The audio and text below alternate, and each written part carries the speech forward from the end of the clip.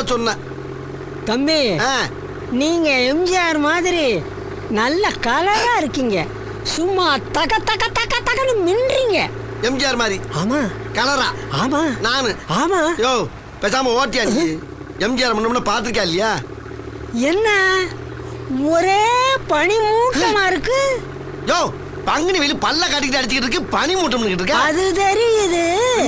நான் நேத்து நடந்ததை சொன்னேன். நல்லா நடந்துச்சு நேத்து. தம்பி, உன்ன கூட்டம் கூட்டமா மாநாடுன்னு கிளம்பிடுறாங்க. எங்க கிளம்புறாங்க? அங்க பாரு தம்பி, ஒரு கூட்டமே மஞ்ச கொடியோட ஆரவாரமா வர்றாங்க. அது மஞ்ச கொடியா? மஞ்சள் லாரி. லாரியா?